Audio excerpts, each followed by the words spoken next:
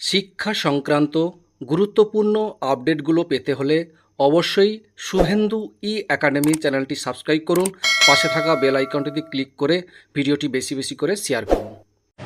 আজকে রাজ্য কোঅর্ডিনেশন কমিটির কেন্দ্রীয় নেতৃত্বরা আমরা সম্মিলিতভাবে আজকে নবান্নে এসেছিলাম। মূলত আমাদের এই মুহূর্তে যে সমস্যা, যে দাবি দেওয়া, যে ধোঁয়াশা আছে, সংশয় আছে নানান কর্মচারীদের মধ্যে, যে রোপা এরিয়ারের একটা অংশের অর্থ কিছু কর্মচারী পেয়েছেন, আবার বৃহৎ অংশের কর্মচারী তার থেকে এখনও বঞ্চিত আছেন। পেনশন প্রাপকদের মধ্যে কলকাতার পেনশন প্রাপকরা এরিয়ারের অর্থ পাননি, জেলার কর্মচারীরা পেয়েছেন। আবার 8 থেকে 15 সাল পর্যন্ত এরিয়ারের অর্থ অবসরপ্রাপ্তদের জন্য অ্যাকাউন্টে ঢুকেছে।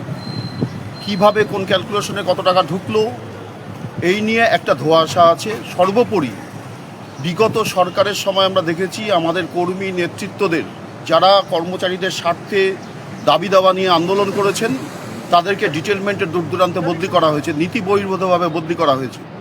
আমরা আজকে রাজ্য কোঅর্ডিনেশন কমিটির কেন্দ্রীয় নেতৃত্বরা নবান্নে গিয়ে রাজ্যের মাননীয় অর্থ সচিবের কাছে ইতিপূর্বেও আমরা চিঠি প্রেরণ করেছিলাম, আজকে আবার চিঠি নিয়ে গেছি। অর্থ সচিব বাজেট নিয়ে ব্যস্ত আছেন, ফলে তিনি আরেকজন আধিকারিকের দায়িত্ব দিয়েছেন, তার সাথে আমরা বিস্তারিত আলোচনা করেছি। এই যে grant in aid, board, corporation, panchayat, পরিবহন, এই কর্মচারীরা তারা যাতে এরিয়ারের অর্থ পান, যে আদেশনামা প্রকাশিত হয়েছিল সেই আদেশনামাগুলো কার্যকরী করার ব্যাপারে সরকার উদ্যোগ দিচ্ছেন। নন এইচআরএমএস যারা আছেন, চিঠিতে অবস্থান করছেন, এই কর্মচারীদের দাবিগুলো নিয়েও আমরা কথাবার্তা বলেছি। এইচআরএমএস সেল এটার প্রস্তুতির জায়গায় আছেন, তারা বলেছেন। আমরা সুনির্দিষ্ট সময়সীমা এখনই বলে দিতে পারছি না যে 30 দিনের মধ্যে বা 45 দিনের মধ্যে এটা কার্যকরী হবে, তবে সবার ক্ষেত্রেই এই এরিয়ারের অর্থ সব অংশের কর্মচারী যাদের জন্য আদেশনামা প্রকাশিত হয়েছিল প্রত্যেকেই পাবেন।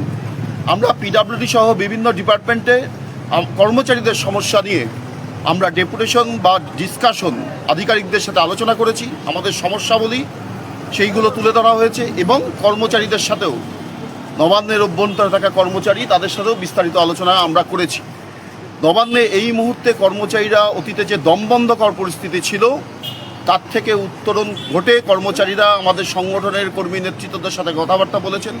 কিছু সমস্যা তাদের আছে, সেই সমস্যাগুলো নিরসনের ব্যাপারে সংগঠন আন্তরিকভাবে চেষ্টা করছে। কর্মচারীদের পাশে রাজ্য কোঅর্ডিনেশন কমিটি আছে।